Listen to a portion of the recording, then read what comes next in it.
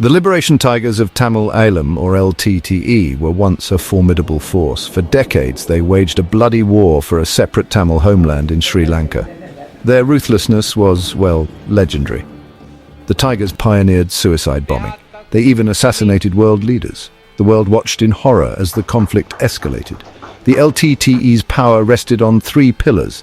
First, they cultivated a vast international network of supporters and financiers. Second, they ruthlessly exploited the Tamil diaspora's sentiments. And third, they excelled in propaganda, portraying themselves as freedom fighters.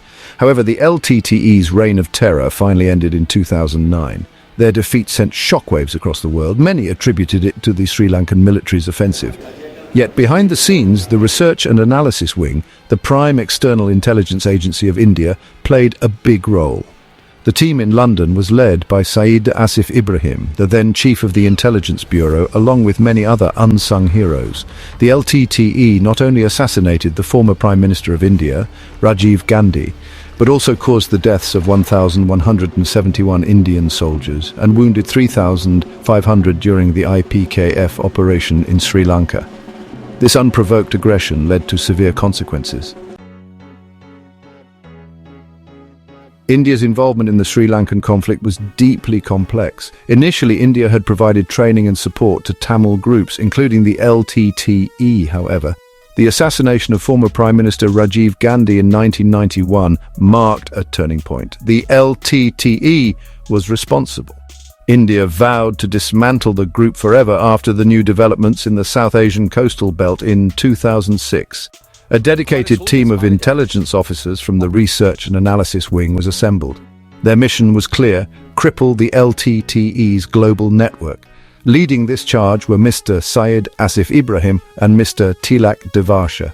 Ground-level operational part was headed by a former naval officer operating undercover, serving as the Director of Operations in London. Known only as an elusive shadow man, he was referred to by various aliases such as Amit, Captain, and Varma, among many more. Each brought a unique skill set to the table.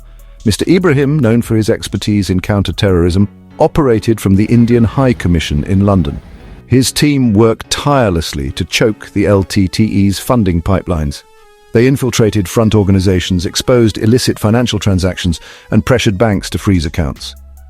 Mr. Tilak Devasha, an expert on South Asian insurgencies, focused on dismantling the LTTE's international alliances. He understood the group's propaganda machinery. Devasha worked to counter their narrative and expose their human rights abuses. Captain Varma was in charge of ground-level handling and operations. He leveraged his expertise to intercept arms shipments.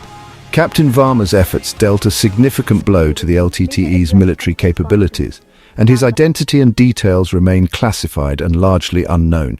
He worked along with many more unsung heroes. The Indian intelligence community faced an uphill battle. The LTTE had spent years cultivating deep roots in the West. They exploited legal loopholes to raise funds and procure weapons. Their propaganda machine effectively masked their brutality. However, the Indian intelligence officers were relentless. They understood the importance of international cooperation. They worked closely with their counterparts in the UK, US, Canada, and other countries. This collaboration proved crucial in tracking financial flows, exposing arms dealers, and extraditing key LTTE figures. The team in London, led by Syed Asif Ibrahim, played a particularly crucial role. They infiltrated Tamil diaspora organizations that served as fronts for the LTTE. They gathered evidence of money laundering, extortion, and arms procurement. This information was shared with British authorities, leading to arrests and seizures. Meanwhile, Devasha's efforts on the diplomatic front began to bear fruit. India successfully lobbied international organizations to designate the LTTE as a terrorist organization. This designation hampered the LTTE's ability to operate openly and garner support. Varma's relentless pursuit of the LTTE's shipping networks yielded significant results. His team intercepted several shipments of weapons and explosives destined for Sri Lanka. These interceptions significantly weakened the LTTE's ability to wage war. The LTTE's defeat in 2009 marked the end of a bloody chapter in South Asian history.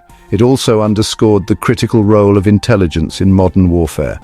India's silent architects working tirelessly behind the scenes had played a decisive role in this victory. The operation to dismantle the LTTE was a testament to the dedication and ingenuity of Indian intelligence officers. They faced numerous challenges, from navigating complex legal systems to penetrating deeply entrenched networks. Yet they persevered, driven by a commitment to justice and a desire to ensure regional stability. The fall of the LTTE also paved the way for a new era in Indo-Sri Lankan relations. With the common threat eliminated, both nations could focus on cooperation and development. The legacy of the conflict, however, continues to shape the region's political landscape. The story of the LTTE's downfall holds valuable lessons for counter-terrorism efforts worldwide.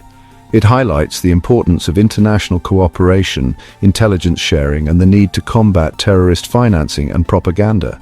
The silent victory of India's intelligence agencies, led by Syed Asif Ibrahim, with Varma in charge of ground-level operations in Europe, serves as a reminder that even the most deeply entrenched networks can be dismantled with strategic planning and unwavering resolve.